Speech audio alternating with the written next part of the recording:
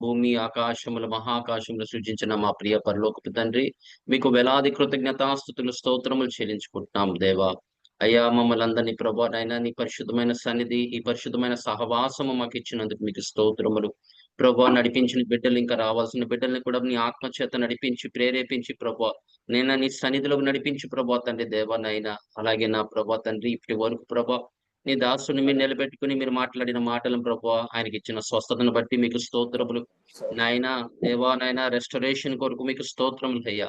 నాయన, తల నుంచి అరికాల వరకు సంపూర్ణ స్వస్థత ఆరోగ్యం ఇచ్చినందుకు మీకు వేలాది కృతజ్ఞతాస్తుతులు స్తోత్రములు. ప్రభువా నాయనా దేవా, మరొక్కసారి నాయనా నీ వాక్కు స్వరము మాకు వినిపించమని అడుగుతున్నాము. మమ్మల్ని అందరినీ ప్రభా తండ్రి, ఈ పొద్దున జవ కాలము ప్రభా తండ్రి, అనుదిన ఆహారం ఇచ్చే దేవుడు కాబట్టి ప్రభా తండ్రి, అయా పరలోక ఆహారం కొరకు అడుగుచున్నాం అయ్యా. అయ్యా, మీరు మాట్లాడితే ప్రభా మేము బ్రతుకుతామయ్యా నాయన ప్రభా తండ్రి.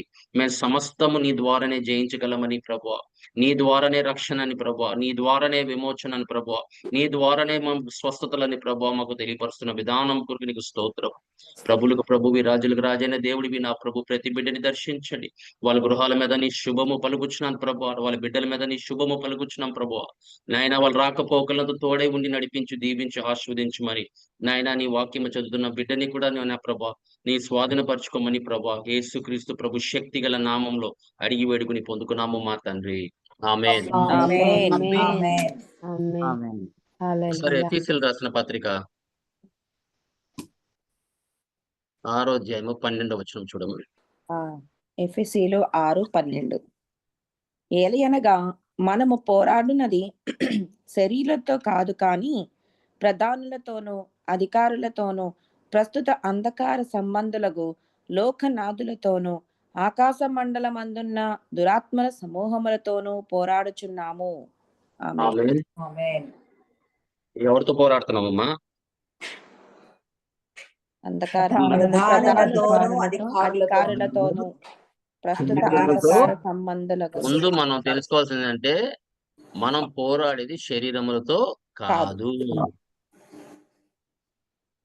ఏదైనా గాని నువ్వు పోరాడేది దానికి ఆత్మ సంబంధమైన యుద్ధము జరుగుతుందని మీరు గ్రహించాలని ఎఫెసీయులకు రాసిన పత్రికకి ఆయన తెలియపరిచాడు. ఈ పత్రికలో ఎఫెసీయులు ఏం చేస్తున్నారంటే, వాళ్ళు ఏదో మనుషులు చేస్తున్నట్లుగా, లేకపోతే ఏదైనా విరోధం వచ్చిన మనుషులతో, అది మనుషులతో పోరాడుతున్నారు అనుకుంటున్నారు తప్ప, దాని వెనక ఉన్న ప్రభావము వాళ్ళు గుర్తించలేకపోతున్నారు. అందుకే చాలా మంది ఈ పోరాటంలో జయించకపోవటం కారణం అదే. వాళ్ళు పోరాడేది ఎవరితో అని చెప్తున్నాడు? అంధకార దానులతోనూ శక్తులతోనూ, లోకనాథులతోనూ లోకనాథులతోనూ. ఆకాశ మండలం నందున్న దురాత్మల సమూహముతో. అవును కదా, మనం పోరాడేది దాంతోనే. అందుకే ఇక్కడ మనకి నిజ స్వరూపం కనపడుతూ ఉంటుంది. కొత్త నిబంధనలకు వచ్చేసరికి మనకి ఈ పోరాటం అనేది నిజ స్వరూపంలో కనపడుతుంది. కానీ పాత నిబంధనలు అయితే ఒక ఛాయా రూపంగా మన దేవుడు చూపించాడు. దేవుడు తన ప్రజల్ని ఐగుప్తు నుంచి విడిపించినప్పుడు, వాళ్ళని బానిసత్వం నుంచి విడిపించినప్పుడు మనకి కొన్ని అక్కడ ఛాయా రూపంలో కనిపిస్తూ ఉంటది. అందుకే దేవుని సంగమా, మనము జాగ్రత్తగా మన లేఖల్ని పరిశీలన చేసుకుంటే, మొదటిగా వాళ్ళు ఎక్కడి నుంచి వాళ్ళు బయలుదేరారు? ఐగుప్తు నుంచి కదా బయలుదేరింది. ఐగుప్తు నుంచి బయలుదేరుతున్నప్పుడు ఐగుప్తులో ఉన్న వాళ్ళు వాళ్ళని విడిచిపెట్టారా? లేదు. ఇప్పుడు దేవుడి నుంచి మనం దేవుడిలోకి వద్దాము అనుకున్నప్పుడు మనకి ఆటంకాలు కలుగుతాయి. ప్రభులో రావాల్సిన చాలా మంది బిడ్డలున్నారు. వాళ్ళు యేసుక్రీస్తు ప్రభుని నమ్ముతారు. కానీ బాప్తిజంకి వచ్చేసరికి ఏమవుతుందంటే వాళ్ళకి ఆటంకాలు కలుగుతాయి. వాళ్ళకి ఆటంకాలు కలగటం వలన ఏం జరుగుతుందంటే, వాళ్ళు ముందుకి అడుగు పెట్టలేకపోతున్నారు. ఎందుకంటే దేవుని సంగమా, ఐగుప్తు అనేది పాపానికి, బానిసత్వానికి సాదృశ్యము. ఇప్పుడు అది జయించాలి. ఇప్పుడు ప్రభువైన యేసుక్రీస్తుకు రక్షకుడిగా నువ్వు అంగీకరించావు, మంచిదే. ఆ రక్షణలోకి నడిపించాడు, మంచిదే. కానీ నువ్వు చేయాల్సింది ఒకటుంది. వాళ్ళందరినీ నువ్వు ఓడించాలన్నా, లేకపోతే వాళ్ళని విడిచిపెట్టి నువ్వు ముందుకు వెళ్ళాలన్నా, నువ్వు చేయాల్సింది ఏంటంటే, ఆ యొక్క పాపంలో నుండి, ఆ బానిసత్వం నుండి నువ్వేం చేయాలి? అది తెంపుకుంటూ రావాలంటే నువ్వేం చేయాలంటే నువ్వు బాప్తిజము పొందుకోవాలి. ఆ బాప్తిజం పొందుకోవటం వలన ఏం జరిగింది? ఎర్ర సముద్రం దగ్గర ఏం జరిగింది మీకు తెలుసు. వాళ్ళందరూ ఎర్ర సముద్రంలో మునిగిపోయారు. చనిపోయారు. ఇంకా దాన్ని దాటుకుంటూ రాలేకపోయారు. మీరు గమనించండి. ఇయన్నీ మీకు ఏంటి ఛాయ రూపంలో కనిపిస్తుంటుంది. ఇప్పుడు ఇప్పుడు ఇప్పుడు కొత్త నిబంధనకొచ్చేసరి ఈ నిజ స్వరూపంలో మనకు కనిపిస్తుంటది. బ్రదర్ మీరు యేసుక్రీస్తు ప్రభువుని నమ్ముకోరు. బాప్తిజం ఎప్పుడు తీసుకుంటావు? అని చెప్తే, తీసుకుంటాను బ్రదర్ దానికి టైం ఉందంటారు. మీరు తీసుకునే నిర్ణయాన్ని బట్టి వాడు నిన్ని ఏం చేయడు? జయించలేడు. ప్రభు కొరకు నువ్వు ఒక తీర్మానం చేసినప్పుడు, ఆయన్ని నమ్ముకున్నప్పుడు మొదటిది మనం చేయాల్సిందేంటంటే, ఆ యొక్క నీటిలో మనము బాప్తిజం తీసుకోవాలి. ఎందుకంటే, ఆ బాప్తిజం దేనికి సాదృశ్యం మీకు తెలుసు. ఆయన మరణానికి, ఆయన యొక్క మరణానికి సాదృశ్యము. తర్వాత పునరుద్ధానం. పునరుద్ధానానికి సాదృశ్యం. అంటే ఒక నూతన జీవితం, పాత జీవితం గతించిపోయింది. ఇదిగో నీకు నూతన సృష్టిగా నీకు ఆయన తీసుకొచ్చాడని దానికి సాదృశ్యం. ఇప్పుడేమవుతుందంటే మనుషులు అది జయించలేకపోతున్నారు. కానీ జయిస్తే ఏమవుతుందంటే నువ్వు ఆ యొక్క పాపము గాని, ఆ బానిసత్వం గాని వెనక్కి వినిచి నువ్వు ముందుకెళ్ళేవాడుగా ఉంటావు. అప్పటి వరకు ఏమవుతుందంటే వాళ్ళు నీ మీద ప్రభావంలో ఉంటాయి. పనిచేస్తూ ఉంటాయి. నువ్వు యేసుక్రీస్తు ప్రభువుని నమ్ముకున్నా కూడా. ఎందుకంటే విధేయత అనేది ఉండాలి మనకి. దేవుని యొక్క వాక్కుకి ఎప్పుడు మనం లోబడి అందుకోసం మీరు గమనించండి. ఫిలిప్పు ఆ వ్యక్తితో మాట్లాడుతున్నప్పుడు ఇదిగో నీరు అన్నాడు. ఎందుకంటే దేవుడు మాటలకి వెంటనే మనం లోబడేవారుగా ఉంటే గనక వాడు నీ మీద ప్రభావము గాని, పాపం మీద నీ వేలడానికి వాడికి వీలు లేదు. దేవుడు నిన్ను రక్షించాడిప్పుడు. ఎక్కడి నుంచి రక్షించాడంటే పాపము నుండి, బానిసత్వం నుండి రక్షించాడు. వాడి చేతుల నుంచి రక్షించాడు. ఆ యొక్క చీకటి శక్తుల నుండి రక్షించాడు. ఆ యొక్క సాతాను రాజ్యం నుంచి నిన్ను దేవుని యొక్క రాజ్యంలోకి రక్షించాడు. ఆమేన్. ఆ చీకటి నుండి ఆయన ఏం చేశాడు? నిన్ను వెలుగులోకి నడిపించాడు. హల్లెలూయా. అందుకే దేవుని సంగమా ఐగుప్తు ఎప్పుడు పాపానికి మరియు బానిసత్వానికి సాదృశ్యముగా కనబడుతుంది పాత నిబంధనలో. రోమిలికి రాసిన పత్రిక 6వ అధ్యాయము 6, 7 వచనాలు చూడండి. 6వ అధ్యాయము 6, 7. ఏమనగా మనమికను పాపమునకు దాసులము కాకుండుటకు పాప శరీరము నిరర్ధక మగునట్లు మన ప్రాచీన స్వభావము ఆయనతో కూడా సిలువ వేయబడినని ఎరుగుదుము. చనిపోయిన వాడు పాప విముక్తుడని తీర్పు పొంది ఉన్నాడు. ఆమేన్. పాపానికి ఏంటమ్మా అన్నం వాయిస్ ఆయన విముక్తి అయ్యాడు.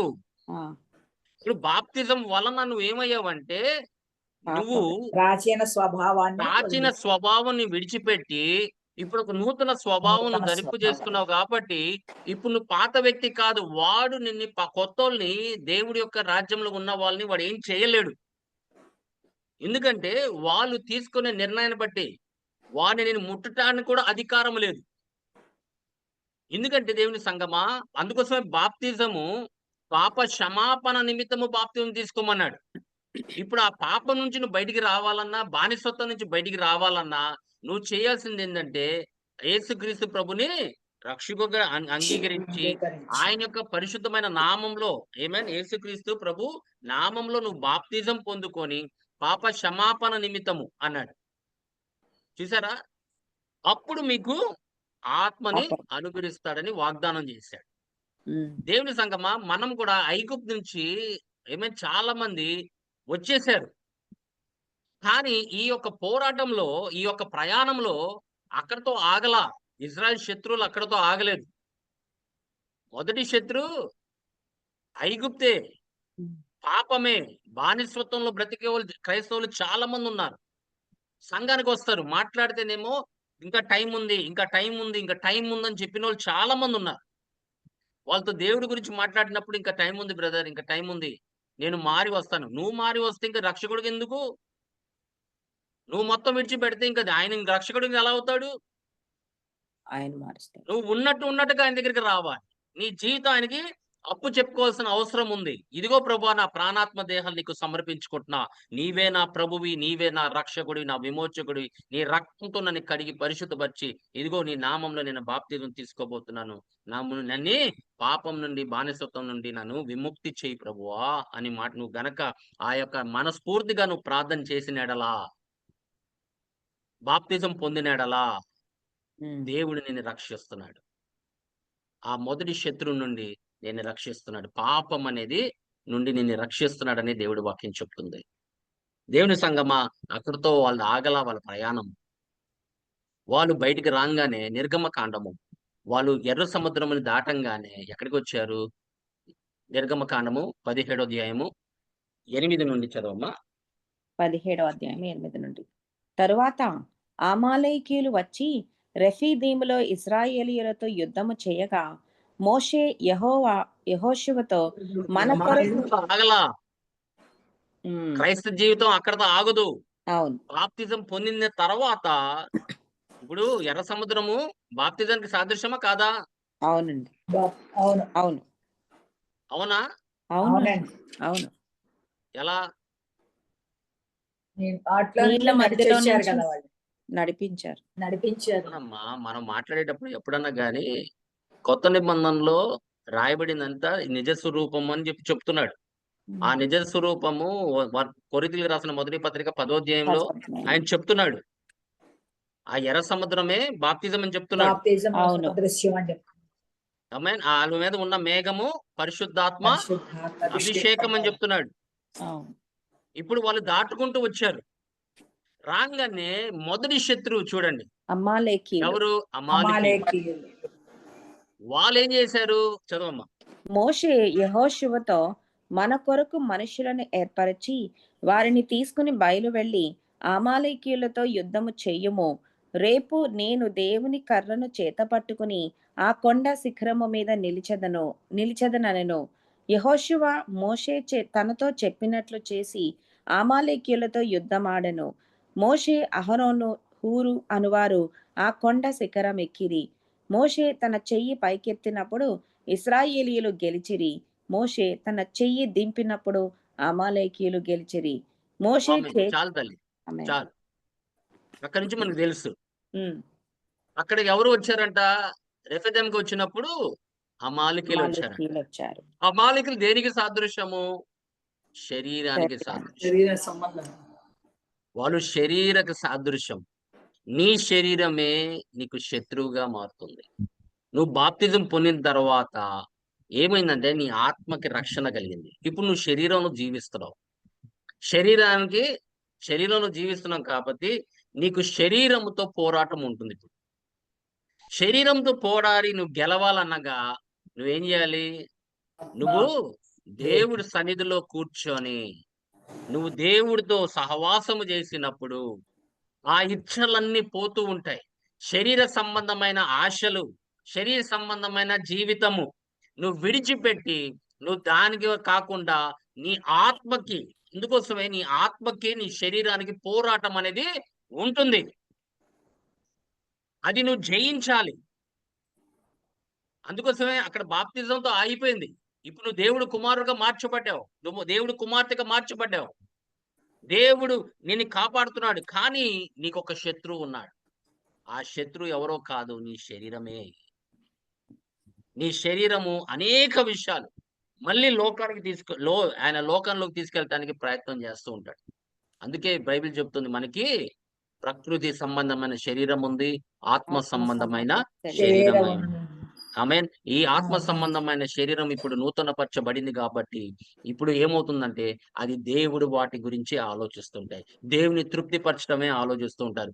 దేవుడి సన్నిధిలో కూర్చొని ఆయన ఆరాధించాలి, స్తుతించాలి, ఆయన మహిమపరచాలని ఆత్మవారు ఆయన నీ ఆత్మతో నేను ప్రేరేపించినప్పుడు నువ్వు ఎప్పుడు ఆత్మలో నడవాలి అని ఇష్టపడుతుంటావు. కానీ నీకు ఒక శరీరం ఉందని, ఆ శరీరం కూడా కొన్ని ఇచ్చలు ఉన్నాయని మనం మర్చిపోకూడదు. అది ఏమవుతుందంటే అది మన లోనికి లాగుతూ ఉంటుంది. అందుకే మనం దేవుడి సన్నిధిలో కూర్చుంటే దాన్ని జయించగలము. దేవుడి యొక్క సన్నిధిలో ఆమేన్, హల్లెలూయా. అందుకోసం మోషే చేతులు పైకెత్తి ఆయన ఆరాధించినప్పుడు, దేవుణ్ణి ఆయన ఆరాధించినప్పుడు ఆయన కష్టమైనా కూడా వాళ్ళు అలాగే పట్టుకుని ఉన్నారు. అది శత్రువు ఆ దినాన వాళ్ళు జయించాలి అని దేవుడు ఇష్టపడ్డాడు. యెహోషువ యుద్ధం చేస్తున్నాడు. అక్కడ మోషే దైవజనుడు వాళ్ళ కొరకు ఆమేన్ విజ్ఞాపన చేస్తున్నాడు. దేవుని సంగమా, అలాగే మన ప్రభువైన యేసుక్రీస్తు మన పట్ల ఆయన విజ్ఞాపన చేస్తున్నాడు. ఇక్కడ పోరాడుతున్నాం శరీరముతో. మన ప్రభు మనం కూడా గెలవాలని ఆయన ఇష్టపడుతున్నాడు. ఈ శరీరాన్ని మనం చూసినట్లయితే గలతీయులకు రాసిన పత్రిక 5వ అధ్యాయము 17వ వచనం చూడు తల్లి. గలతీయులు 5:10.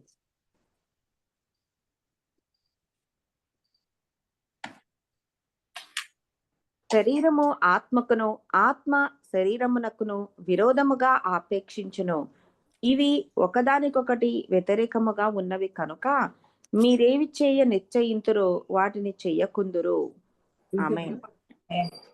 శరీరము ఆత్మకును ఆత్మకును ఆత్మ శరీరమునకు విరోధముగా చూసారా, వాళ్ళిద్దరు విరోధముగా ఉంటారు ఎప్పుడు.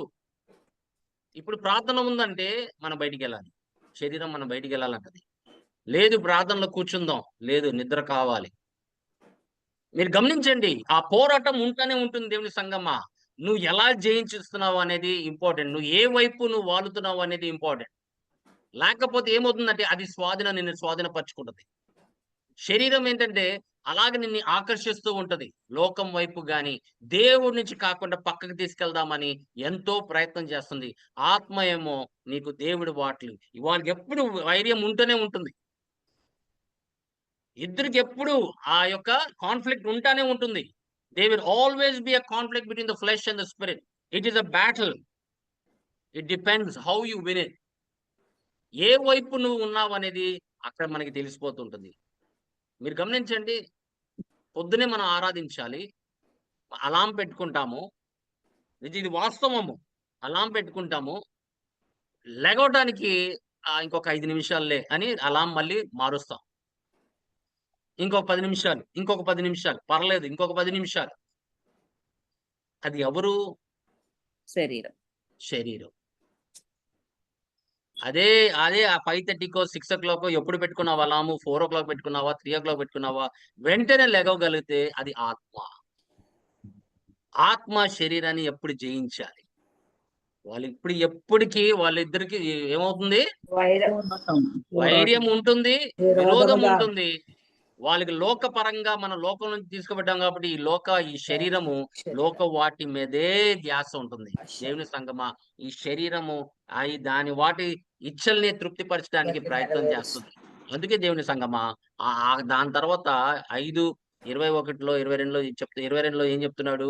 ఆత్మ ఫలము గురించి చెప్తున్నాడు. తర్వాత 18 నుంచి 20 అవన్నీ ఏమేన్ మనము జయించాలంటే మన ఆత్మ ఫలంలో ఎదగాలి. అప్పుడు ఈ యొక్క ఫలాల్ని జయిస్తాం. శరీరంకి ఫలాలు ఉన్నాయి, అందుకే ఆత్మ ఫలము అన్నాడు. ఎందుకంటే శరీరం కూడా కొన్ని ఇచ్చలు ఉన్నాయి, అవన్నీ మెన్షన్ చేశాడు. 18 నుండి 21 వరకు ఆయన చెప్పుకుంటూ వచ్చాడు. ఏంటో కూడా మీరు చూసుకోవచ్చు తర్వాత. అవన్నీ నువ్వు జయించాలంటే నువ్వు ఆత్మలో నడిచేవాడుగా ఉండాలి. ఈ ఆత్మలో నడక అనేది మనకి పౌలు గారే నేర్పించారు. పౌలు గారు ఏంటంటే తన దేవుడు ఆత్మని పొందుకున్న తర్వాత అనేక విషయాలు, మర్మాలు దేవుడు ఆయనకి బయలుపరిచాడు. మనం మారు మనసు పొందిన తర్వాత మనకి శరీరానికి, మన ఆత్మకి శరీరానికి వైర్యం ఉంటుందని ఆయన ఆ రెండిటికి ఒకటక్కడ పడదని చెప్పేసి ఆయన తెలియపరుస్తున్నాడు. దేవుని సంగమా, అందుకే మనము శరీరాన్ని గెలవాలంటే మనం ఏం చేయాలి?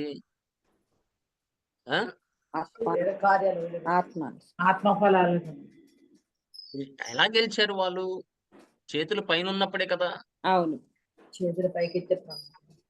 చేతులు పైకెత్తినప్పుడే వాళ్ళు గెలిచారు. అవును. అప్పుడు దానికి ఏంటి సాదృశ్యం ఏంటి? ప్రార్థించాలి. మరి నువ్వు మారు మనసు పొందిన తర్వాత నీకు ప్రార్థన జీవితం లేకపోతే, నీ జీవితంలో స్తుతి ఆరాధన లేకపోతే, కృపా వరాలు లేకపోతే, ఆత్మ ఫలము లేకపోతే, ఈ శరీర సంబంధమైన ఇచ్చల్ని ఎలా జయిస్తావు దేవుని సంగమా? ఎలా జయించగలవు? మనము ఈ ప్రయాణంలో దేవుడు మనల్ని ఏం చేస్తున్నాడంటే మహిమ నుండి అధిక మహిమలో నడిపించేవాడుగా కనిపిస్తున్నాడు. అని ఆ విధంగా నువ్వు నడవగలుగుతున్నావా లేదా అనేది ఒకవేళ నడవలేకపోతే గనక దేవుడు యొక్క సహాయమును కోరుకో. ఆత్మవారు నీకు ఇచ్చింది అందుకే. అందుకే మనం చాలా జాగ్రత్తగా ఉండాలి. శరీరాన్ని జయించాలన్నా మనకి దేవుడి యొక్క శక్తి మనలో ఉండాలి. పరిశుద్ధాత్మ శక్తి మనలో ఉండాలి. ఆరాధన ఎంత గొప్పది తెలుసా దేవుని సంగమా? ఆరాధన అనేది దేవుని ఆత్మతోను సత్యముతోను ఆరాధించగలిగితే నీవు పొందుకునే శక్తి మామూలు శక్తి కాదు. నువ్వు సమస్తముని జయించగలవు. క్రీస్తు ద్వారా మనము సమస్తముని జయించగలము. అభిషేక్తుడి ద్వారా ఆ అభిషేకం మనం పొందుకోవాలి దేవుని సంగమా. లేకపోతే సమూయేలు గ్రంథం చూడమ్మా, 1 సమూయేలు గ్రంథము 15వ అధ్యాయం 2-3 వచనాలు ఏం చెప్తున్నాడు చూడండి. 15 ఫస్ట్ నుంచి అన్న 15. పర్లేదు. ఒకానొక దినమున సమూయేలు సౌలును పిలిచి, యెహోవా ఇశ్రాయేలీయులకు తన జనుల మీద నిన్ను రాజుగా అభిషేకించుటకై నన్ను పంపెను. యెహోవా మాట వినుము. సైన్యములకు అధిపతియగు యెహోవా సెలవిచ్చినదేమనగా, అమాలేకీయులు ఇశ్రాయేలీయులకు చేసినది నాకు జ్ఞాపకమే. వారు ఐగుప్తులో నుండి రాగానే అమాలేకీయులు వారికి విరోధులై మార్గమందు వారి మీదికి వచ్చిరి కదా. కాబట్టి నీవు పోయి కనికరింపక అమాలేకీయులను హతము చేయుచు. మాటలు జాగ్రత్త వినండి. ఉమ్, వాళ్ళని కనికరింపక. ఉమ్. ఎందుకంటే నువ్వు దాన్ని చంపకపోతే ఆ ఇచ్చలు గాని శరీరానికి సంబంధమైన జీవితం నువ్వు చంపకపోతే అది తిరిగి మళ్ళీ రావటానికి అవకాశం ఉంటుంది దేవుని సంగమా. అందుకే ఆయన ఆజ్ఞాపించాడు. ఇప్పుడు వాళ్ళు గెలిచారు. మోషే యోషువ ఏం చేశాడు? అమాలేకీయుల్ని అందరూ ఆ దినాన్న అందరిని హతం చేసి వాళ్ళు ఆ యుద్ధం గెలిచారు. వీరికి అదే సిచ్యువేషన్ వస్తే ఈయన చంపకుండా వదిలిపెట్టేశాడు రాజుని. దేవుడు ఏం చెప్పాడు? వాళ్ళని కనికరింపక అందరిని చంపివేసే అన్నాడు. కొలొస్సీయులకు రాసిన పత్రిక 3వ అధ్యాయం 5వ వచనం ఒకసారి చూడమ్మా. 3:5. కావున భూమి మీదనున్న మీ అవయవములను అనగా జారత్వమును, అపవిత్రతను, కామతురతను, దురాశను, విగ్రహారాధైన ధనాపేక్షను చంపివేయుడి. ఆమేన్. చంపివేయుడి అన్నాడు. అది చంపకపోతే నువ్వు ఏమవుతుందంటే తిరిగి మళ్ళీ అది రావడానికి అది అవకాశం ఉంటుంది దేవుని సంగమా. అందుకే దేవుని బిడ్డలరా, మనము ఈ యొక్క ప్రయాణంలో దేవుడు చెప్పిన మాట ఇవన్నీ ఛాయారూపంలో వస్తుంది, కానీ నిజ స్వరూపము కొత్త నిబంధనలో కనిపిస్తూ ఉంటది. దేని గురించి మాట్లాడుతూ ఉన్నాడు? ఏమన్ అక్కడ పాపం గురించి, బానిసత్వం గురించి మాట్లాడుతున్నాడు. ఇక్కడేమో మనం కూడా మనతో కూడా మాట్లాడుతున్నాడు పాపం గురించి, బానిసత్వం గురించి. అక్కడేమో అమాలేకీయుల గురించి మాట్లాడాడు. అమాలేకీయులు అనగా వాళ్ళు శరీరానికి సాదృశ్యం. ఆమేన్. ఆ శరీర ఇచ్చలు గాని, శరీరానికి సంబంధమైన ఏదైనా గాని దేవుని సంగమా, ఆ శరీరమును నువ్వు జయించే వరకు ఉండాలి. ఈ కావున భూమి మీద ఉన్నాయి మీ అవయవములను అనగా జార్వత్వమును, అపవిత్రను, కామతురతను. ఇప్పుడు ఎక్కడి నుంచి వస్తుంది కామ? ఎక్కడి నుంచి వస్తుందమ్మా? ఎక్కడి నుంచి వస్తుంది? శరీరమే కదా. దురాశలు ఎక్కడి నుంచి వస్తుంది? శరీరమే కదా. శరీర సంబంధమైనవి. ఆరాధన ఎక్కడి నుంచి వస్తుంది? శరీర సంబంధమైనవి. ధనాపేక్ష. చంపివేయుడి అన్నాడు. చంపకపోతే ప్రాణాలతో వదిలేస్తే అది నీ ప్రాణంతో వదిలిపెట్టదు. అందుకే దేవుని సంగమా వాటిని చంపివేయమన్నాడు. తిరిగి మళ్ళీ నీ జీవితంలో కనపడకూడదు. ధనాపేక్ష అనేది కనపడకూడదు. విగ్రహ ఆరాధన అనేది కనపడకూడదు. పవిత్రమైన జీవితమే కనిపించాలి. ఏమేన్. కామం అనేది నీలో కనిపించకూడదు. అందుకని ప్రభు అన్నాడు, ఎవరన్నా కానీ స్త్రీని ఆయన చూసి ఆమె కావాలి అని మనసులో అనుకుంటే ఆయన పాపం చేసినట్లట. పాపం కూడా చేయక్కర్లా. ఆమె తీసుకొని మనం ఎక్కడికైనా వెళ్ళక్కర్లా. చూస్తేనే అన్నాడు. చూసారా దేవుని సంగమా? అది ఎక్కడుంటుంది? అది కళ్ళల్లోనే ఉంటుంది. ఎందుకంటే మన హృదయంలో ఉంది కాబట్టి. దేవుని సంగమా, ప్రభు చెప్పిన మాటలు చాలా జాగ్రత్తగా వినాలి. ఆయన విడిచిపెట్టినప్పుడు విడిచిపెట్టాలి. చంపివేయుడంటే చంపివేయుడు. లేకపోతే అది మనల్ని మళ్ళీ లోకంలో తీసుకెళ్ళటానికి ప్రయత్నం చేస్తది. ఎంతమంది పడిపోలేదమ్మా? ధనాపేక్ష వలన, కామం వలన ఎంతమంది పడిపోలేదు. మళ్ళీ తిరిగి ప్రపంచంలో తీసుకెళ్ళిపోయాడు వాళ్ళని. కానీ దేవుడు దయాళుడు, కనికరము కలిగిన వాడు, దీర్ఘశాంతం కలిగిన వాడు కాబట్టి ఆయన మళ్ళీ తిరిగి నా బిడ్డ వస్తాడు అని చెప్పేసి ఆయన ఎదురు చూస్తున్నాడు. తిరిగి వచ్చినోళ్ళున్నారు. ప్రభు నామానికి మహిమ కలుగును గాక. ఆమేన్. ఏమైనా అవన్నీ విడిచిపెట్టి మళ్ళీ ప్రభు సన్నిధిలో కూర్చున్నోళ్ళున్నారు. అందుకే దేవుని సంగమా, అది చంపివేయడు అన్నప్పుడు చంపివేయండి అంతే. దానికి అవకాశం అనేది ఇవ్వకూడదు. మళ్ళీ లేకపోతే తిరిగి వస్తూ ఉంటారు. ఫిలిస్తీన్లు కూడా అంతే. చంపివేయడం అంటే వాళ్ళు చంపలేదు. అమాలికీయులను చంపివేయమన్నప్పుడు చంపలేదు. వాళ్ళే మళ్ళీ తిరిగి యుద్ధం చేస్తానే ఉన్నారు ఇజ్రాయెల్ ప్రజలతో. మూడోది చూడండి అమ్మా, సంఖ్యాకాండము 14వ అధ్యాయము 45వ వచనం చూడమ్మా. 14:45. అప్పుడు ఆ కొండ మీద నివాసముగానున్న అమాలేకీయులను, కానానీయులను దిగివచ్చి వారిని కొట్టి హోర్మా వరకు వారిని తరిమి హతము చేసిరి. ఆమేన్. మళ్ళీ చదవమ్మా. అప్పుడు ఆ కొండ మీద నివాసముగానున్న అమాలేకీయులను, కానానీయులను దిగివచ్చి వారిని కొట్టి హోర్మా వరకు వారిని తరిమి హతము చేసిరి. మొదటిసారిగా పారిపోయారంట ఇజ్రాయెల్ ప్రజలు. ఉమ్. ఎందుకంటారు? ఏమా? ఇప్పుడు దేవుడు వారి కానా వద్ద దేశంలోకి వాళ్ళు కానా అంటే యోర్దాను దాటిన తర్వాత కానా దేశం. కానీ ఈ ప్రాంతంలో కూడా, అమాలికీయులు ఉన్న ప్రాంతంలో కూడా కానానైట్స్ అనేది ఉన్నారు. అవును. రెండు. వాళ్ళు ఆ భూమికి వాళ్ళు అక్కడ నివసించేవారు. ఉమ్. వారసులే. వాళ్ళని జయించాలంటే నీకేం కావాలి? విధేయత అనేది దేవుని కావాలి. శక్తి కావాలి. నీకు విధేయత లేకపోతే నువ్వు ఎప్పుడు గెలవలేవు. దేవుడు మాటకి నువ్వు లోబడకపోతే లోబడి నీకు ఉండాలి. విజయం అనేది ఉండదు. 43. వాళ్ళు తర్వాత అది గ్రహించారు. గ్రహించి పశ్చాత్తాపడ్డారు. పశ్చాత్తాపడిన తర్వాత సంఖ్యాకాండంలోనే 21 చదివి 1 నుండి 3 వరకు చదవమ్మా. 21వ అధ్యాయం అన్నా అమ్మా, చాప్టర్ 1 నుండి 3 వరకు 21. ఇశ్రాయేలీయులు ఆతారీయుల మార్గమున వచ్చుచున్నారని దక్షిణ దిక్కున నివసించిన కానానీయుడైన ఆరాదు రాజు విని అతడు ఇశ్రాయేలీయులతో యుద్ధము చేసి వారిలో కొందరిని చెడపట్టగా ఇశ్రాయేలీయులు యెహోవాకు మ్రొక్కుకుని నీవు మా చేతికి ఈ జనమును బొత్తిగా అప్పగించిన ఎడల మేము వారి పట్టణములను నీ పేరట నిర్మూలము చేసేదమనిరి.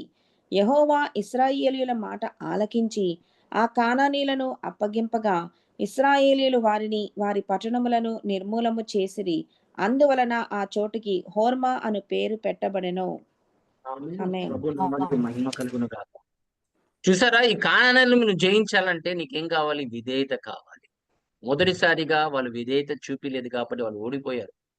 కానీ విధేయత ఏంటంటే విక్టరీ కమ్స్ త్రూ ఒబీడియన్స్. ఎప్పుడన్నా నీ జీవితంలో చూడండి, నీకు విజయము విధేయత వల్లనే వస్తది.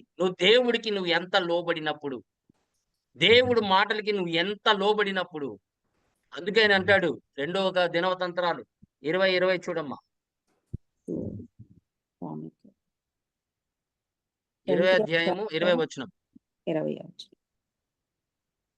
అంతటా వారు ఉదయముననే లేచి తెకోవా అరణ్యమునకు పోయిరి. వారు పోవుచుండగా యెహోషాపాతు నిలువబడి యూదా వారలారా, యెరూషలేము కాపురస్తులారా, నా మాట వినుడి. మీ దేవుడైన యెహోవాను నమ్ముకొనుడి. నీ అప్పుడు దేవుడైన యెహోవాని నమ్ముకొనుడి. నమ్ముకొనుడి. అప్పుడు మీరు స్థిరపరచబడతారు. అప్పుడు మీరు స్థిరపరచబడతారు అన్నాడు. ఆమేన్. చూసారా, అవును. దేవుడు చెప్పిన మాట మీరు జాగ్రత్తగా విని దానికి విధేయతగా ఉంటే గనక మీరు ఏమవుతారు? స్థిరపరచబడతారు. స్థిరపరచబడతారు. దేవుడు నిన్ను ఎక్కడ పెట్టినా కూడా, నీకు ఏ మినిస్ట్రీ ఇచ్చినా కూడా, నీకు ఏది ఎక్కడ నువ్వు నేను పంపించినా కూడా నువ్వు స్థిరపరచబడతావు అని దేవుడి వాక్యం చెప్తుంది. ఆయన యొక్క ప్రవక్తల్ని ఆయన ప్రవక్తలను నమ్ముకొనుడి, నమ్ముకొనుడి. అప్పుడు మీరు కృతజ్ఞతార్థులగుదురని చెప్పెను. ఇంగ్లీష్ లో ఎలా ఉంటుందంటే, believe in the lord your God and you shall be established, believe in his profits and you shall prosper. యెహోవాను నమ్ముకొనుడి. ఆమేన్. అందుకే దేవుని సంగమా, పొద్దున జామ కాలము మీరు దైవజనులు మీతో మాట్లాడుతున్నప్పుడు జాగ్రత్తగా శ్రద్ధగా వినండి. మనము పొద్దున జామ కాలము ఏం చెప్తున్నారు దైవజనులు? అమ్మా పశ్చాత్తాప ప్రార్థన చేయండి అమ్మా, ఇంకా వేరే ఏ ప్రార్థన చేయవద్దమ్మా, ఒక 2 నిమిషాలు ప్రార్థన చేయండి అమ్మా అంటే 5 నిమిషాలు చేస్తాం. 5 నిమిషాలు చేస్తాం. ఈ 6:20 నుండి 6:20 నుండి 6:30 వరకు మనం పెట్టుకుంది ఏంటి? పశ్చాత్తాప ప్రార్థన చేయడానికి. చిన్న ప్రార్థన చేస్తే 5గురు ప్రార్థన చేయగలరు. పెద్ద ప్రార్థనలు చేస్తే 2, 3 ప్రార్థన చేయగలరు. దైవజనులు మొక్కుకుంటున్నారు కదమ్మా, అమ్మా చిన్న ప్రార్థన చేయండి అమ్మా, ఇంకా కొంతమంది ప్రార్థన చేయగలరు. మనం ఏం చేస్తున్నాం? పెద్ద ప్రార్థన చేసి 6:35 వరకు లాక్కుంటూ వస్తున్నాం. కొన్నిసార్లు 6:36 కూడా. దేవుడికి ఇచ్చే 10 నిమిషాలు కూడా స్తుతించడానికి అది కూడా మనం దొంగిలిస్తే, దైవజనులు చెప్తున్నా కూడా మనం చేసేదే చేస్తూ ఉంటే, అప్పుడు దానికి ఏంటమ్మా బ్లెస్సింగ్ ఏముంటుందమ్మా చెప్పండి? అంటే మనది జరగాలి, నా ఇష్ట ప్రకారం నేను చెయ్యాలి అనేదా? కాదు కదా. నా సహోదరులు కూడా ప్రార్థన చేయాలి. కొంతమంది ప్రేరేపించబడుతూ ఉంటారు, దేవుడు వాళ్ళకి ప్రేరేపించబడుతూ ఉంటారు. కానీ నేను ఆగపోతే, నా సహోదరికి నేను అవకాశం ఇవ్వకపోతే, వాళ్ళేమో ప్రార్థన చేయాలనుకున్నప్పుడు నా శరీరం ఏం చెప్తుంది? ప్రార్థన చేసుకో, ఇంకా చేసుకో, పర్లేదు 2 నిమిషాలు, ఇంకా పర్లేదు అని ప్రార్థన చేసుకుంటానే ఉంటాం. పశ్చాత్తాప ప్రార్థన చిన్న ప్రార్థనమ్మా. దేవుడి సన్నిధిలో మన పాపాన్ని ఒప్పుకొని ఆయన క్షమించబడాలని మనం ప్రార్థన చేస్తున్నాం. ఆయన రక్తంతో పరిశుద్ధపరచబడాలని ప్రార్థన చేస్తున్నాం. అయ్యా నన్ను క్షమించు, నా బిడ్డల్ని క్షమించు, నా సహోదరులు ఇక్కడ గ్రూప్ లో ఉన్న సహోదరులు కూడా వాళ్ళు క్షమించు, వాళ్ళ కుటుంబ సభ్యుల్ని కూడా ప్రభా క్షమించయ్యా. అయ్యా వాళ్ళు మేము తెలియక చాలా తప్పులు చేస్తూ ఉంటాం, పాపాలు చేస్తూ ఉంటాం అయ్యా, నన్ను క్షమించయ్యా అని నీ రక్తంతో కడిగి నన్ను పరిశుద్ధపరచాలంటే అయిపోయింది. చిన్న ప్రార్థన అమ్మా, నేను పాపిని ప్రభువా నన్ను క్షమించు అని మందిరం దగ్గర మాట్లాడలేదమ్మా. ఆయన యథార్థమైన మాటలు ప్రార్థన దేవుడు వింటాడు. అనేక మాటల్లో దోషం ఉంటుంది అని బైబిల్ చెప్తుంది. అందుకే దేవుని సంగమా, మనము దేవుడు నీ మాట వింటే స్థిరపరచబడతాం అంటారు. తన ప్రవక్తల మాటలు వింటే ఏమవుతుందంటే కృతజ్ఞార్థులగుతారు. ఆమేన్. చూసారా దేవుని సంగమా? అందుకే దైవజనులు మాట్లాడేటప్పుడు కూడా వినండి జాగ్రత్తగా. That is why obedience brings a victory in your life. It's actually obedience that births a blessing into your life. Disobedience leads to defeat. నువ్వు అవిధేయతగా ఉంటే నువ్వు ఎప్పుడు పోరాడుతూనే ఉంటావు, వాళ్ళతో పోరాడుతూనే ఉంటావు, శరీరంతో పోరాడుతూనే ఉంటావు, వేరే విషయం పోరాడుతూనే ఉంటావు, జబ్బులతో పోరాడుతూనే ఉంటావు. విధేయత అనేది నీకు విజయము కలిగిస్తుంది. It's repentance and trust and obedience in God that brings the victory. అందుకే దేవుని సంగమా, సమూయేలు గ్రంథంలో 15:22 ఏం చెప్తున్నారు చూడండి ఒకసారి. ఎన్నిసార్లు చదువుంటాం ఈ మాట. 15:22. అందుకు సమూయేలు తాను సెలవిచ్చిన ఆజ్ఞను ఒకడు గాయకొనుట వలన యెహోవా సంతోషించున్నట్లు ఒకడు దహన బలులను అర్పించుట వలన ఆయన సంతోషించునా? ఆలోచించుము. బలులు అర్పించుట కంటే ఆజ్ఞను గైకొనుటయు, పొట్టేళ్ల క్రొవ్వు అర్పించుట కంటే మాట వినుటయే శ్రేష్టము. ఆమేన్. ఆయన మాట వినటమేనమ్మా శ్రేష్టము. ఆయన ఇచ్చిన ఆజ్ఞలకు లోబడితేనే కదమ్మా ఆయన సంతోషించేది. నువ్వు తెచ్చే డబ్బు, సంఘంలో నువ్వు తెచ్చే డబ్బు ఏం చేసుకుంటాడమ్మా? నువ్వు తెచ్చే కానుకలు ఏం చేసుకుంటాడమ్మా? అవిధేయతతో జీవిస్తూ అది తీసుకొస్తే ఆయన ఏం స్వీకరిస్తాడమ్మా నిన్ని? అదేగా చెప్తుంది మనతో. అదే గనక మనం విధేయత కలిగి ఆయన మాటకి లోబడితే ఆయనకి ఎంతో సంతోషం అంట. అదే శ్రేష్టం అంటున్నాడు. మరి వాక్యం చెప్పట్ల మనకి యోహాను రాసిన పత్రిక 3వ అధ్యాయం 4వ వచనము, పాపము చెయ్యి ప్రతివాడు ఆజ్ఞ అతిక్రమించును. అతిక్రమించటమే అతిక్రమణమే పాపము. పాపము. ఆజ్ఞని అతిక్రమించడమే అతిక్రమించడమే పాపము. పాపము అంటున్నాడు. ఏమైనా హల్లెలూయా, నేను పాపం చేయలేదు అనుకుంటూ ఉంటున్నావు.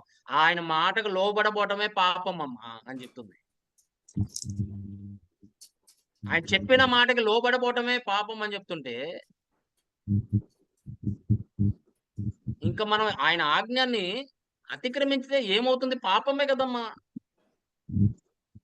అందుకే విధేయత అనేది మనము చాలా మంది విక్టరీ చూడడానికి కారణం ఏంటంటే విధేయత గల జీవితం. దేవుడి మాటలకు లోబడతారు, వాళ్ళ జీవితాల్లో విజయం చూస్తూ ఉంటారు. లేకపోతే పోరాటం. ఎప్పుడు గెలుస్తావు? ఎప్పుడు దాన్ని సాధిస్తావు? మన జీవితాలు మనం పరిశీలన చేసుకోవాలి దేవుని సంగమా. మన జీవితాలు పరిశీలన చేసుకుంటే గనక ఎక్కడ తప్పు అడుగేస్తున్నాం అనేది నీకు అర్థమైపోతూ ఉంటది. ప్రేమించుడి, ఒకరిని ప్రేమించుడు అంటే మనం ప్రేమించాం. ఒకరికి లోబడుడి అంటే లోబడం. భార్య భర్తకు లోబడు అన్నప్పుడు లోబడం. మరి పోరాటాలు ఉండవా? ఆయన మాటకి తిరస్కరిస్తే పోరాటాలు ఉండవా? భర్త భార్యని ప్రేమించు, లోబడబోతే ఇంట్లో గొడవలు అవుతాయి. భార్య భర్తలు పడపోవడం కారణం ఏంటండి? ఆజ్ఞకు లోబడపోవటమే. నువ్వు నీ భార్యని కరెక్ట్ గా నువ్వు ప్రేమిస్తే నీ భార్య నీకు లోబడుతుంది. కొన్నిసార్లు మనము భార్య మాటలు దేవుడి వాక్యంలో రాయబడి ఉంది. ఆమె ఇల్లు కడుతుందని చెప్తుంది. చెప్పట్లేదమ్మా? జ్ఞానం కలిగిన స్త్రీ ఏం చేస్తుందంట? సమర్థురాలు తన ఇల్లు కట్టెను అంటున్నాడు. ఆమె తన ప్రయాసం అంతా ఇల్లు కట్టటమే. తన భర్త మంచిగా ఉండాలి, బిడ్డలు మంచిగా ఉండాలని ఏ భార్య ఆశించదమ్మా. కానీ భర్త ఆమెకి ప్రేమించకపోయి ఆమె చెప్పిన దానికి వినకపోతే కొన్ని విషయాల్లో అది లేఖనముల ప్రకారంగా చెప్పేది కరెక్టా కాదా ఒకసారి పరిశీలన చేసుకో. అవును, నా మంచి కోసమే కదా చెప్తుందంటే లోబడతాం. కారణం ఏముంది? ఇంకా ప్రాబ్లం ఏముందమ్మా? దేవుడి మాటల కదా లోబడుతున్నావు నువ్వు. అంటే భార్య నువ్వు ఎవరిని చూస్తే ఏమనుకుంటాను కాదమ్మా, దేవుడు మాటలకు లోబడుతున్నావు నువ్వు. ఇల్లు సుఖంగా ఉండాలి, సంతోషంగా ఉండాలి. నీ బిడ్డలు మిమ్మల్ని చూసుకొని పెరగాల్సిన అవసరం ఉంది. రేపు వాళ్ళు పెళ్లి చేసుకున్నప్పుడు వాళ్ళ భార్యలతో ఎలా ఉంటారు, వాళ్ళ భర్తలతో ఎలా ఉంటారు అనేది మిమ్మల్ని బట్టే కదా తెలుసుకునేది. బయట సంసారాన్ని బట్టి తెలుసుకునేది కాదు. వాళ్ళ తల్లి వాళ్ళ భర్తని ఎంత లోబడుతుందో చూసినప్పుడు, ఆ భర్త తన తల్లిని చూసి ఎంత ప్రేమిస్తున్నప్పుడు వాళ్ళు కూడా బయటికి వెళ్ళినప్పుడు ఒక రోజున వాళ్ళకి పెళ్లిళ్ళైనప్పుడు వాళ్ళు కూడా లోబడతారు కదా తల్లి. అందుకే దేవుడి మాటకు లోబడితే సుఖముగా బ్రతుకుతారు. దేవుడి మాటలకు లోబడితే నీకు సమస్తముని జయించే శక్తి దేవుడు నీకు ఇస్తాడు. సంఖ్యాకాండం 21 చూడము, 21 నుండి 24.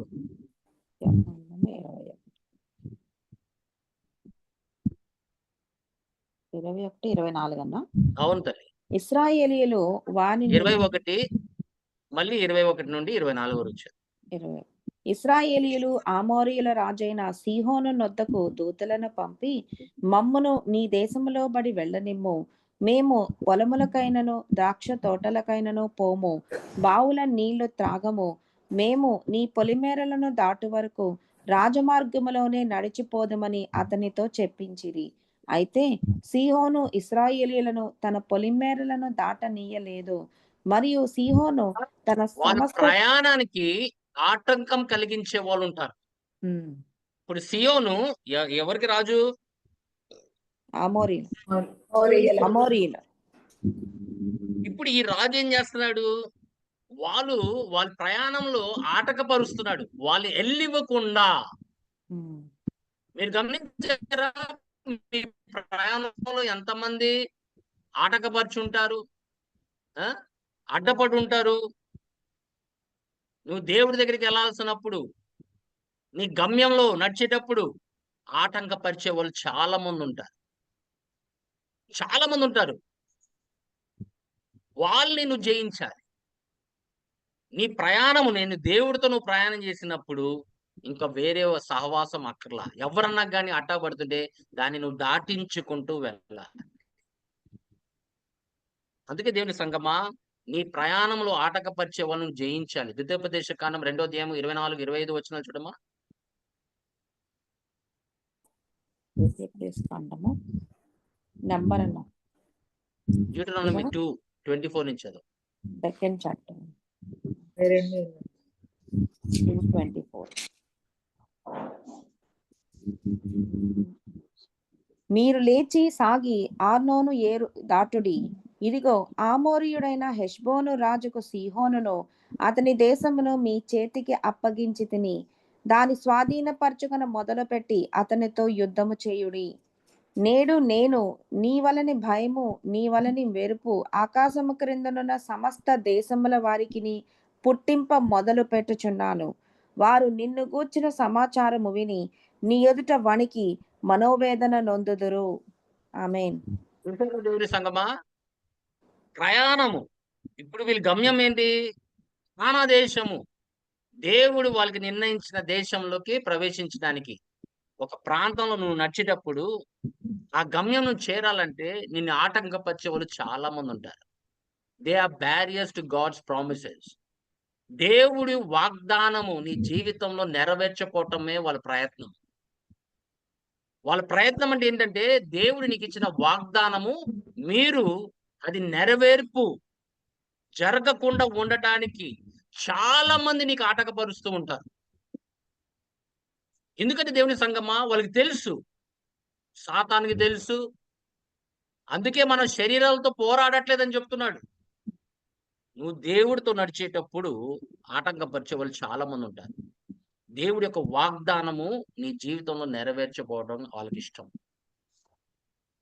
గమనించండి, వాళ్ళు దేవుడి యొక్క వాగ్దానాలు అడ్డపడతారు, ఆటంకపరుస్తారు. అనేక విషయాల్లో మిమ్మల్ని దేవుడి సన్నిధిలోకి వెళ్లకుండా గాని, దేవుడు నీకు ఇచ్చిన టాస్క్ ని గాని, నీకు ఇచ్చిన పని గాని వాళ్ళు ప్రయత్నం చేస్తానే ఉంటారు, ఆపడానికి ప్రయత్నం చేస్తూ ఉంటారు. దేవుడు నీకు ఒక వాగ్దానం ఇచ్చాడు. ఆ వాగ్దానం నీ జీవితంలో నెరవేర్చబోవటం కారణం ఏంటంటే, నువ్వు వాళ్ళతో పాటు వాళ్ళ మాటలు వినటం వలన, వాళ్ళ ఆటంకపరిస్తే నువ్వు ఆ మాటకు లోబడటం వలన కాదు. నేను ఒక ప్రయాణం మీద ఉన్నాను. నేను దేవుడి యొక్క నాకు ఇచ్చిన వాగ్దానం నా జీవితంలో నెరవేర్చబడాలి. అది కొన్నిసార్లు మన యొక్క ప్రైడే. మనకి ఆ దేవుడి యొక్క వాగ్దానాలు మన జీవితంలో మనం చూడలేకపోతున్నామంటే, అవన్నీ నెరవేర్పు మనం చూడలేకపోతున్నామంటే కేవలము మన యొక్క గర్వమే. గర్వము, సందేహాలు, అవిశ్వాసము వలన మనం దేవుడి దగ్గర నుంచి పొందుకోలేకపోతున్నాం. దేవుని సంగమా, ఇవన్నీ ఏం చేస్తుందంటే మనల్ని ఆటంకపరుస్తూ ఉంటాయి. మన గర్వమే మనకు అడ్డు. దేవుడి దగ్గర నుంచి పొందపోవటం కారణం ఏంటంటే మన గర్వమే. అందుకే దేవుని సంగమా, ఇవన్నీ నువ్వు జయించాలి. ప్రభు ఒక పట్టణానికి వెళ్ళాడు, అక్కడ కార్యములు చేయలేకపోయాడంట. చాలా విచిత్రంగా లేదు? మత్తయి సువార్త 13 చివరి వచనం చదవమ్మా. 13వ అధ్యాయం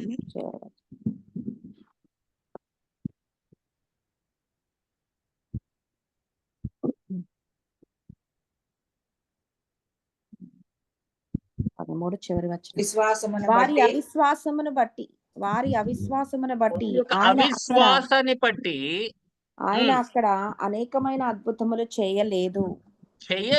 ఆశ్చర్యపోయాడమ్మా. చేయటానికి వచ్చిన వాడిని ఆయన చేస్తున్నాడు విన్నారు.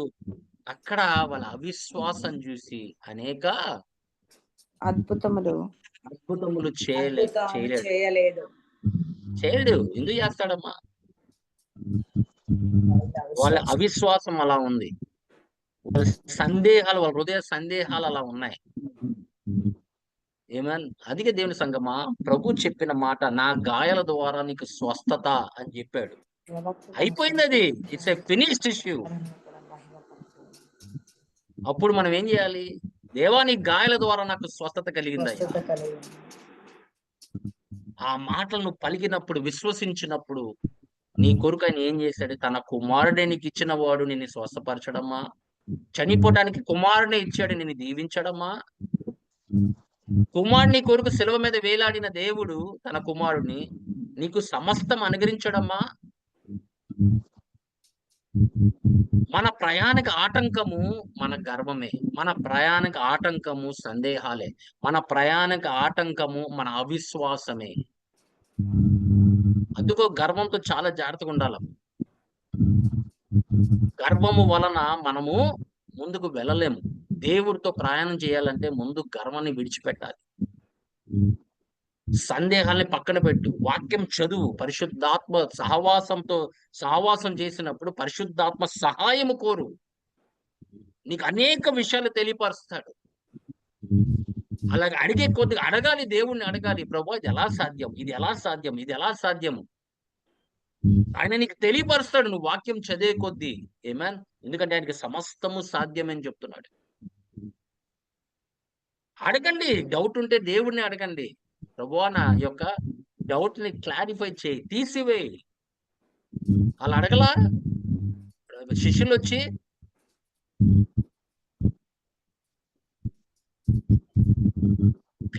టేక్ అవే లార్డ్ అని అడుగుతున్నారు. ఆయన చేయగలడమ్మా. నీకు అసాధ్యమైనది ఆయనకి సాధ్యం. అప్పుడు ఆయన చేతిలో పెట్టాలి. గర్విష్ఠులు చాలా జాగ్రత్తగా ఉండాలి.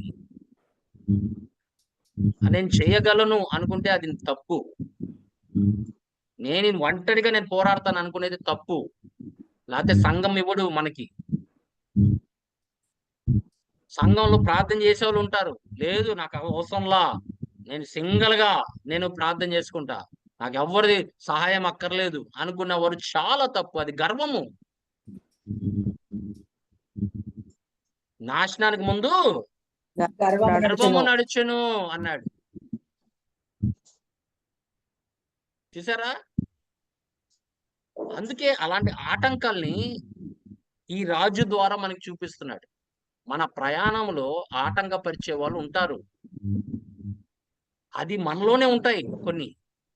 అది మనుషుల ద్వారా రావచ్చు, మన యొక్క లోన కూడా ఉండొచ్చు. ఆటంకపరిచేది, మన ప్రయాణాన్ని ఆటంకపరిచే చాలా విషయాలు ఉన్నాయి. కొన్నిని మనం జయించాలి. చూసారా? ఐగుప్తు నుంచి బయటికి రాగానే వాళ్ళకి రక్షణ వచ్చింది. కానీ వీళ్ళన్నిటిని జయించాలి. అమాలేకీయుల్ని జయించాలి. ఆమేన్.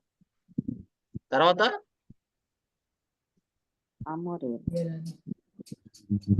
ఆమోరుల్ని జయించాలి.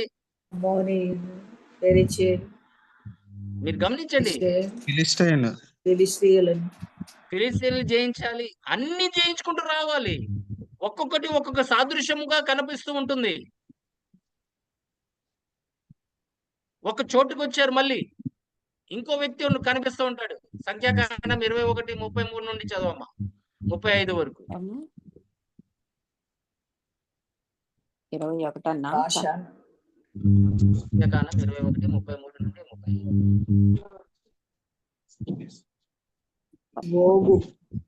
వారు తిరిగి బాషాను మార్గముగా వెళ్ళినప్పుడు బాషాను రాజైన ఓగును అతని సమస్త జనమును ఎద్రాయిలో యుద్ధము చేయుటకు వారిని ఎదుర్కొన బయలుదేరగా యెహోవా మోషేతో నిట్లనెను, అతనికి భయపడకము, నేను అతనిని అతని సమస్త జనమును అతని దేశమును నీ చేతికి అప్పగించి తిని, నీవు హెష్బోనులో నివసించిన అమోరీయుల రాజైన సీహోనుకు చేసినట్లు ఇతనికి చేయుదువు. ఎందుకు భయపడుతున్నాడు దేవుడు? వాళ్ళు శరీర ఆకారం చూసి భయపడొద్దు అన్నాడు. ఎందుకంటే వాళ్ళు సూర్యుడు, దేవర్ జయన్స్. ఒక్కొక్కడు 9 అడుగులు, ఒక్కొక్కడు 10 అడుగులు, ఒక్కొక్కడేమో 15 అడుగులు మనుషులు ఉండేవారు అప్పుడు ఆ సమయంలో. వాళ్ళని చూసి నువ్వు భయపడొద్దు అన్నాడు. అందుకే దేవుని సంగమా, సమస్యలు కూడా అలాగే ఉంటాయి మన జీవితాల్లో. అది ఎత్తైన కొండలా కనిపిస్తుంది మనకి. మన భయము వలన ఆ కొండ ఎత్తైన కొండలా కనిపిస్తూ ఉంటది. అందుకే వాటిని, ఆ భయం నుంచి మనం పోగొట్టుకోవాలి. ఎందుకంటే నీ దేవుడైన యెహోవా నీకు తోడై ఉన్నాడు కాబట్టి. ద్వితీయోపదేశ కాండము 3వ అధ్యాయంలో చూడమ్మా ఏం చెప్తున్నాడు 1 నుండి. 3వ అధ్యాయం 1 నుండి. మరియు మనము తిరిగి బాషాను మార్గమున వెళ్ళినప్పుడు బాషాను రాజైన ఓగును అతని ప్రజలందరూ ఎద్రాయిలో మనతో యుద్ధము చేయుటకు బయలుదేరి ఎదురుగా రాగా యెహోవా నాతో ఇట్లనెను, అతనికి భయపడకము, అతని సమస్త జనమును అతని దేశమును నీ చేతికి అప్పగించి ఉన్నాను. హెష్బోనులో నివసించిన ఆమోరీల రాజైన సీహోనుకు చేసినట్లు ఇతనికి నీ చేయవలెనని చెప్పెను. ఆమేన్. చూడండి, దేవుడు వీళ్ళందరినీ జయించు జయించు జయించు జయించు, నేను నీకు తోడై ఉన్నాను. ఏమన్ ఓగ్ కింగ్ ఆఫ్ బాలం is a defeating intimidation and fear. భయపిచ్చేవారు. చాలా మంది భయంతో బ్రతుకుతున్నారు. ఏం జరుగుతుందా, ఏం జరుగుతుందా, they are living in intimidation and fear. ఈ పరిస్థితిని బట్టి ఏం జరుగుతుంది, ఇలాంటి పరిస్థితులు వస్తే ఏంటి, నా పిల్లలకి ఏంటి, ఇదే భయము తల్లిదండ్రులకి. భయపిచ్చువా, నీ సిచ్యువేషన్స్ ని కొన్నిసార్లు నేను భయపిస్తూ ఉంటది. నువ్వు దాన్ని జయించాలి.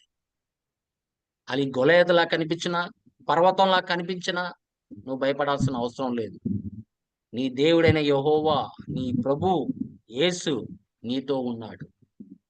భయపడాల్సిన అనుకో. తిమోతికి రాసిన 2వ పత్రిక చూడమ్మా, 1వ అధ్యాయం 7వ వచనం.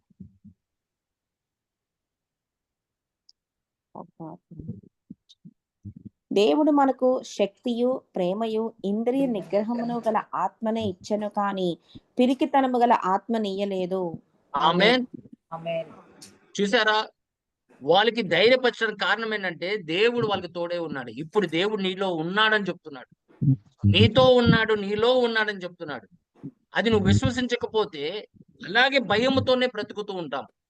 పరిస్థితిని చూసి మనం భయపడుతూ ఉంటాం. నువ్వు జయించాలని దేవుడు కోరుతున్నాడు. అందుకోసం ఆ పర్వతంతో మాట్లాడమన్నాడు. ముందు ఏం చెప్పాడు దేవుడు? ప్రభు ఏం చెప్పాడు? ముందు మీరు దేవుని విశ్వసించుడి అన్నాడు. నువ్వు తండ్రిని విశ్వసించినప్పుడు, తండ్రి నీతో ఉన్నాడని విశ్వసించినప్పుడు, ప్రభు పరిశుద్ధాత్మ దేవుడు నీలో ఉన్నాడని విశ్వసించినప్పుడు ఆ పర్వతంతో నువ్వు మాట్లాడమంటున్నాడు. నీ సమస్యతో నువ్వు మాట్లాడు, నీ వ్యాధితో నువ్వు మాట్లాడు, ఏమేన్ నీ పరిస్థితితో మాట్లాడు. దేవుడు నీకు ఇచ్చిన అధికారం అదే. ఇప్పుడు ఆయన సమస్తము చేసి తండ్రి కుడి పార్శ్వం వైపు కూర్చొని ఇప్పుడు మనల్ని ఆజ్ఞాపించాడు. ఇప్పుడు నీ పరిస్థితితో నువ్వు మాట్లాడు. నేను నా ఆత్మని నీకు ఇచ్చున్నాను, నువ్వు జయించగలవు. నీ వ్యాధితో, నీ జబ్బుతో నువ్వు మాట్లాడు. నజరేయుడైన యేసుక్రీస్తు ప్రభు శక్తి గల నామంలో నేను ఆయన గాయాలను బట్టి నేను స్వస్థపరచబడ్డాను. మాట్లాడు, నీ శరీరంతో మాట్లాడు. Let the word of God take in effect in your body. నీ పరిస్థితులతో మాట్లాడు. సమస్య, I command you, get out. నువ్వు అధికారం తీసుకోవాలి. దేవుడు నీకు ఇచ్చిన అధికారం నువ్వు పొందుకోవాలి. పొందుకొని పోరాడు. ఎందుకంటే ఇలా భయపించే పరిస్థితులు నీకు వస్తాయి. ఈ ప్రయాణంలో నేను ఆటంకపరిచే, భయపించే చాలా ఉంటాయి మన జీవితాల్లో. అవన్నీ నువ్వు జయించుకుంటూ రావాలంటే నువ్వు ధైర్యం కలిగి ఉండాలి. నీ దేవుడిని యెహోవా నువ్వు ఎరిగి ఉండాలి. నీ ప్రభువైన యేసుక్రీస్తు నువ్వు ఎరిగి ఉండాలి. పరిశుద్ధాత్మ శక్తి కలిగి నువ్వు జీవించాలి. అందుకోసం వాళ్ళు ప్రాణాలు పెట్టడానికి కూడా భయపడలేదమ్మా. ప్రభు కొరకు ప్రాణాలు పెట్టడానికి కూడా భయపడడం కారణం ఏంటంటే వాళ్ళలో ఉన్న ఆత్మ ధైర్యం గల ఆయన ధైర్యం ఇచ్చాడు. వాళ్ళు ఒకవేళ మరణించినా కూడా ప్రభు సన్నిధిలోకి వెళ్ళిపోతున్నాన ధైర్యము వాళ్ళు కలిగి ఉన్నారు దేవుని సంగమా. అందుకే దేనికి భయపడమాక. పరిస్థితులు ఉంటాయి కానీ భయపడద్దు. దాంతో నువ్వు మాట్లాడు. ఆజ్ఞాపించు. మరి పర్వతంతో మాట్లాడమన్నాడు కదమ్మా. పర్వతం గురించి మాట్లాడమన్నాడా, పర్వతంతో మాట్లాడమన్నాడా?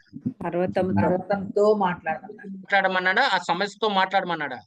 సమస్య నీ వ్యాధి గురించి, నీ వ్యాధితో మాట్లాడమన్నాడా? నీ వ్యాధి గురించి చెప్పుకుంటా ఉంటావా అందరికి? కాదు, నువ్వు ఎదిరించి దాన్ని నువ్వు మాట్లాడగలిగితే గనక దేవుని కృపను బట్టి, దేవుడి వాక్యం నీ నోట్లో పెట్టి అని అంటున్నాడు. నీ నోరును బాగు తెరుము, నేను నింపుతాను అని చెప్పాడు దేవుడు. ఆ వాక్కు జీవం గల వాక్కమైంది. ఆత్మ బ్రతికింపు చేయను అన్నాడు. నేను నీతో మాట్లాడే ప్రతి మాట అది ఆత్మయు జీవమునై ఉన్నవి. ఆమేన్, హల్లెలూయా. ఆయన మాటలు తీసుకొని మనం మన సిచ్యువేషన్ తో మాట్లాడాలి, మన పరిస్థితులతో మాట్లాడాలి. దేవుడు మాట ఇలా సెలవిస్తుంది, నేను సమస్తంని జయించగలను. నా దేవుడు, నా ప్రభు ద్వారా నేను సమస్తంని జయించగలను. నేను లేకుండా నువ్వు ఏమీ చేయలేవని చెప్పిన ప్రభు ఇప్పుడు మనతో ఉన్నాడమ్మా. నీ సమస్యతో మాట్లాడు. చిన్న చిన్నగా మార్పు రాకపోతే అప్పుడు అడుగునని. Command your situation, speak. దేవుడు నీకు ఆ అధికారం ఇచ్చాడు. నా బిడ్డలకే ఇచ్చాడు, ఇంకెవరికి ఇవ్వాల ఆ అధికారం. మాట్లాడు, నీ పరిస్థితి మాట్లాడు. ఎందుకు? ఏది ఆటంకపరుస్తుంది నీ జీవితాన్ని? వివాహ విషయాల్లో మాట్లాడు. ఏది ఆటంకపరుస్తుంది?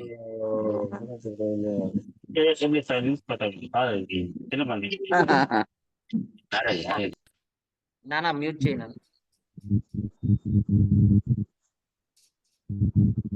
దేవుని సంగమా, ఏదైనా నీ జీవితంలో జరగట్లేదంటే దాంతో కమాండ్ చేయి. అప్పుడు నీ దేవుడు నీకు విజయం ఇస్తాడు. ఆమేన్, హల్లెలూయా. అన్ని విషయాల్లో నీకు విజయం ఇస్తాడు. దేవుని సంగమా, ఆమేన్. చివరిది ఒక్కసారి టైం ఉందో లేదో అమ్మా, టైం ఉందమ్మా. 8 దాటిందంట. అన్నా చెప్పండి అన్న. చెప్పండి అన్న. పర్లేదమ్మా, నెక్స్ట్ టైం చూసుకుందాం. ఆమేన్, హల్లెలూయా. దేవుని సంగమా, నువ్వు సమస్తమని జయించేవారుగా ఉండాలి. హల్లెలూయా. ఈ ప్రయాణంలో ఆటంకపరిచలు చాలా ఉంటాయి. శరీరం ఉంది, భయాలు ఉన్నాయి, గర్వం ఉంది. అవన్నీ నువ్వు జయించుకుంటూ రావాలి. అప్పుడు నీకు ఏంటంటే యోర్దాను నది దగ్గరికి తీసుకొస్తాడు. ఇంకా అక్కడితో సరిపోతుందంటే అవదు. అక్కడ యోర్దానులో కూడా దాటిన తర్వాత వాళ్ళు అనేక మందితో పోరాడినట్లుగా మనకు కనిపిస్తుంటది. వాళ్ళు కూడా ఎవరు అనేది మనం వచ్చే వారం చూసుకుంటాం. దేవుడి కొద్ది మాటలు మన హృదయంలో ఫలించి ఆశీర్వదించును గాక. ఆమేన్. ఆమేన్. హల్లెలూయా. హల్లెలూయా. విధేయతకి అవిధేయతకి తేడా ఏం చెప్పారండి? విధేయత ఏం చేస్తుంది?